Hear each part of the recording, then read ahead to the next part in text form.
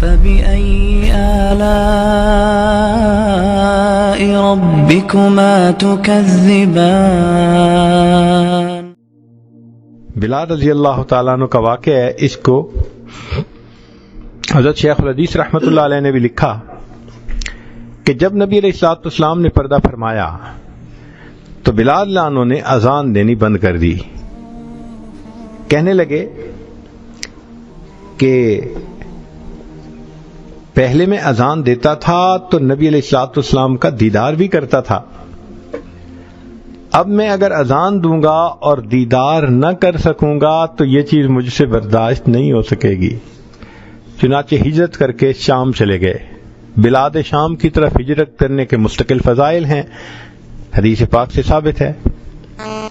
پھر اس کے بعد انہوں نے اپنی بقیہ زندگی میں صرف 2 مرتبہ اذان دی ہے. وہ کیسے کہ جب بیت المقدس فتح ہوا تو اس وقت بھی بلال لانو وہیں تھے، تو عمر لانو نے فرمایا بلال، نبی علیہ السلام کے زمانے میں تم ہمیں اللہ اکبر اذان کی آواز سناتے تھے، آج اللہ نے بیت المقدس کو فتح کروا دیا تو میرا جی چاہتا ہے قبلہ اول میں بھی میں تمہاری اذان سنوں. اب امیر المومنین کا حکم ایسا تھا کہ انکار کی گنجائش نہ تھی، تو بلال لانو نے اذان دی. پھر اس کے بعد دوسرا موقع حضرت شیخ الحدیث رحمۃ اللہ علیہ نے اس کو لکھا کہ بلال لانو رات کو سوئے ہوئے ہیں، نبی علیہ الصلوۃ والسلام کی دیدار نصیب ہوا تو نبی علیہ السلام نے فرمایا بلال کتنی سرد مہری ہے کہ اتنا عرصہ گزر گیا تم ہمارے پاس آتے ہی نہیں. جہاں محبت ہوتی ہے وہاں محبت کے شکوے بھی ہوتے ہیں کہ بلال کتنی سرد مہری ہے، اتنا عرصہ ہو گیا تم ہمارے پاس نہیں آئے. آنکھ کھل گئی. بیوی کو کہا کہ ابھی تیاری کرو، میں نے ابھی رات میں ہی سفر کرنا ہے، صبح ہونے کا انتظار نہیں کرنا. بیوی نے گٹھڑی باندھ دی، وہ سوار ہو کے چل پڑے. مدینہ طیبہ پہنچے. مدینہ طیبہ پہنچ کے مسجد نبی میں حاضر ہوئے.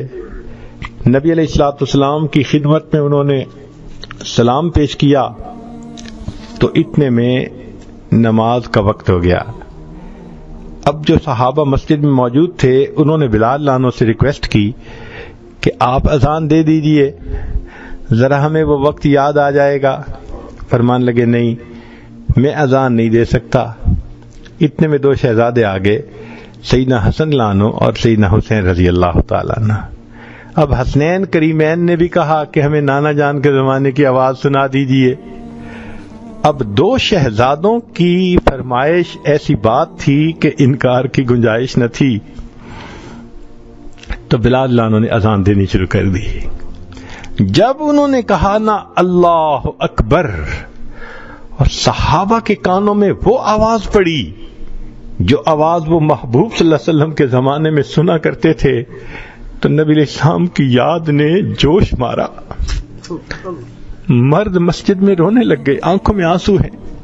اور جو قریب کے گھروں میں عورتوں نے آواز سنی تو انہوں نے اپنی چادریں اپنے سروں پہ لیں، پردے کیے اور اپنے بچوں کو لے کے وہ بھی مسجد نبی کے دروازے پہ آ گئیں کہ یہ آواز کہاں سے آ رہی ہے.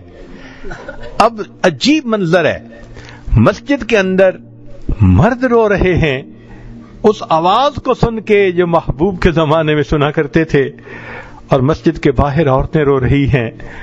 اذان تو ختم ہو گئی مگر معاملہ اور زیادہ نازک اس وقت بنا جب ایک 3-4 سال کا بچہ اپنی امی سے کہنے لگا امی اتنے عرصے کے بعد بلال لانو تو واپس آ گئے، بتاؤ نبی علیہ السلام کب واپس آئیں گے؟